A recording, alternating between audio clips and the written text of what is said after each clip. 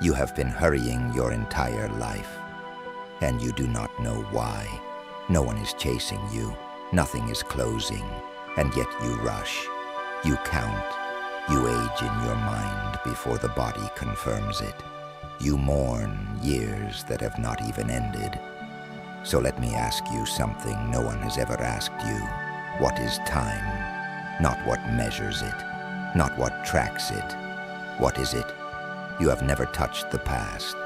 You have never stepped into the future. You have only ever stood here, right now, reading these words, breathing this breath, existing in this moment. That is all you have ever known. Not because you are limited, because there is nothing else to know.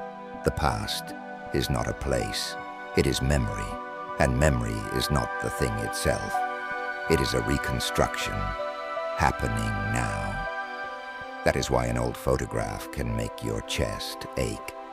Not because the moment is trapped in the paper, because the mind is trying to open a door that no longer exists. The future is not a place, it is anticipation, and anticipation is not the thing itself. It is imagination, happening now, both directions, backward into what was, forward into what might be, are thoughts, occurring in the present. So if the past is a thought now, and the future is a thought now, then what exactly have you been racing against your entire life? You were taught to call it time. But time is not a thing. It is a word placed over motion. The earth turns. You call it a day. The earth circles. You call it a year. Your heart beats. You call it a lifetime. But the measurement is not the thing. The clock does not create time. It only tracks change. Your body changes. Cells replace themselves. The body you had 7 years ago is not the one you have now. So when did you change? You cannot name the moment. You cannot point to the day, because you were here the entire time. One moment, then another, never two at once, never past and future standing side by side. Only this, always this.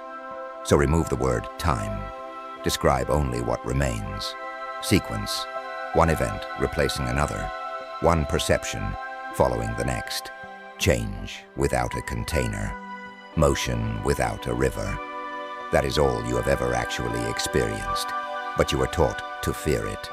You were taught that sequence meant running out, that change meant loss, that motion meant decay. And so you began to grieve things that had not yet ended. You began to dread things that had not yet arrived. You began to feel that you were late for something you could not name. I have watched this in your kind. I have watched you lose your breath, chasing a tomorrow that only ever becomes today.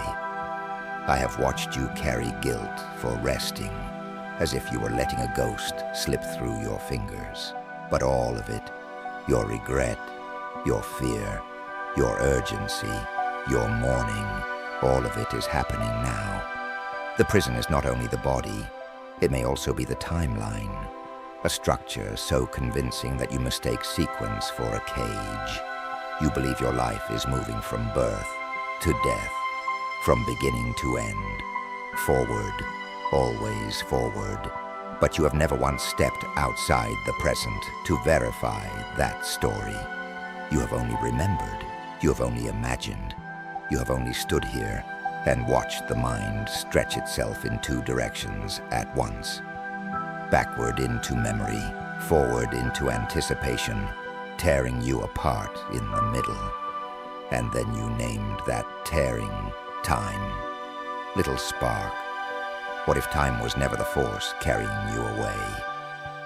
What if it was only the name given to change, so that consciousness would mistake sequence for imprisonment? What if the rush was learned? What if the fear was installed? What if the future has never been chasing you? What if the past has never been holding you? What if both were only shadows cast inside the only moment you have ever truly had? If you have only ever lived in now, then what exactly has been hurrying you your entire life? Teat finem temporis sequar,